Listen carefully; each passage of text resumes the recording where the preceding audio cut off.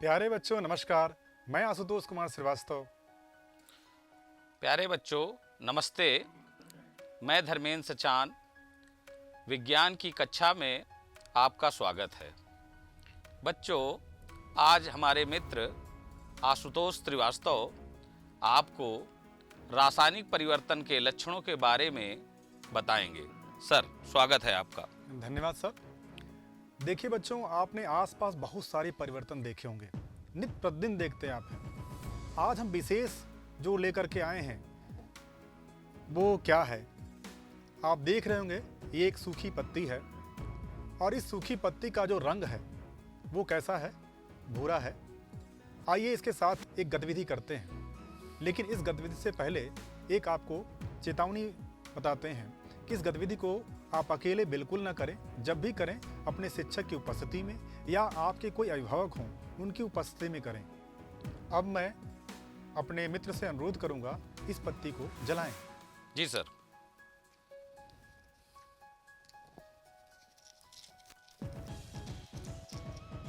और इसको आप ध्यान से देखेंगे कि जब हम पत्ती को जला रहे हैं तो क्या हो रहा है।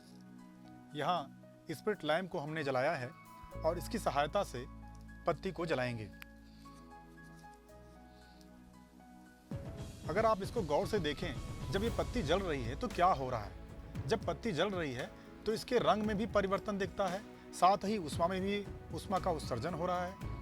रंग में परिवर्तन हुआ, साथ साथ ऊष्मा का उत्सर्जन हुआ। यही नहीं, इसका रंग जो पहले भूरा था अब ये कैसा हो गया, काला हो गया। यानी क्लियर कट आप देखें तो रंग में परिवर्तन हुआ है, ऊष्मा का उत्सर्जन भी हुआ है और साथ साथ कुछ गंध में भी परिवर्तन दिखता है। तो एक साथ हमें 3 परिवर्तन तुरंत दिखाई देते हैं। अगर आपने गौर से देखा होगा तो इसमें प्रकाश का भी उत्सर्जन हुआ है। यानी एक पत्ती के जलने में 4 परिवर्तन एक साथ दिखते हैं। वो कौन कौन से हैं कि रंग में परिवर्तन हुआ, क्योंकि पहले भूरा था अब काला हो गया। दूसरा, गंध में परिवर्तन हुआ, क्योंकि जब पत्ती जलाई गई तो नए पदार्थ का निर्माण हुआ, उसकी अपनी एक विशेष गंध है। इसके बाद ताप में परिवर्तन हुआ, यानी पहले पत्ती का टेम्परेचर सामान्य था, जैसे ही ऑक्सीजन के संपर्क में आई, नए पदार्थ का निर्माण किया तो इसका टेम्परेचर बढ़ा और इतना बढ़ा इसने प्रकाश का उत्सर्जन भी किया।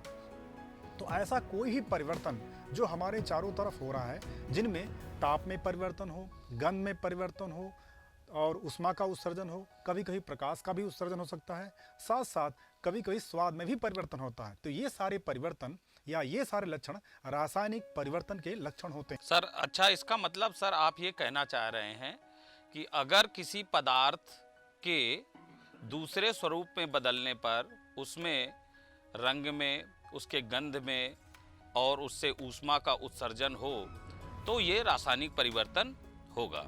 इसके सर और एक आध उदाहरण देकर स्पष्ट करने की कृपा करें। बिल्कुल सही कहा। यानी जब कोई रासायनिक परिवर्तन होता है तो जो नया पदार्थ बनता है नए गुण धर्म के साथ बनता है, और ये जो नया गुण धर्म होता है वो पहले पदार्थ से भिन्न होता है।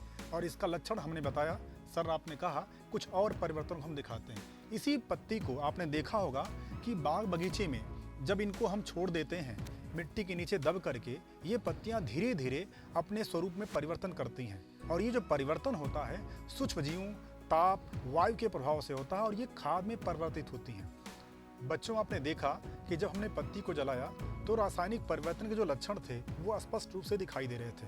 ऐसा नहीं कि हम पत्ती को जलाने से ही रासायनिक परिवर्तन के लक्षणों को देख सकते हैं, बल्कि अनेक ऐसे उदाहरण हैं जिनके द्वारा रासायनिक परिवर्तन के लक्षणों को हम देख सकते हैं। अगर इसी सूखी पत्ती को, जो कि पेड़ के नीचे गिरी होती हैं, मिट्टी में दब करके धीरे धीरे इनके अंदर परिवर्तन होता है, इनका स्वरूप बदलता है और ये सूक्ष्म जीवों की गतिविधि से, ताप की गतिविधि से धीरे धीरे ये परिवर्तित होकर के छोटे छोटे टुकड़ों में फिर सूक्ष्म पदार्थों में परिवर्तित हो जाती हैं, जो कि एक महत्वपूर्ण खाद के रूप में उपयोगी होती हैं।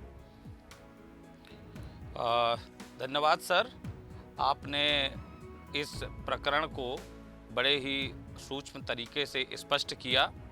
इस शैक्षिक सामग्री के विकास में उत्तर प्रदेश की संगम टीम के सदस्यों, जिसमें से डॉक्टर प्रदीप जायसवाल, अभय गुप्ता जी, अमित कुमार जी, विकास कुमार जी, सुश्री रीना भारतीया जी एवं कसीम फारूकी जी ने अपना सहयोग प्रदान किया। इसके लिए हम उनको धन्यवाद ज्ञापित करते हैं।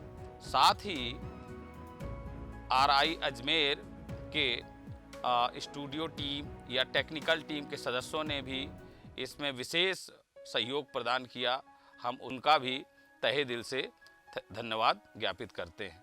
साथ ही RI अजमेर के प्रिंसिपल महोदय और अन्य संकाय सदस्यों ने भी इस शैक्षिक सामग्री को बनाए जाने में अपना सहयोग प्रदान किया, हम उनका भी सहृदय धन्यवाद ज्ञापित करते हैं।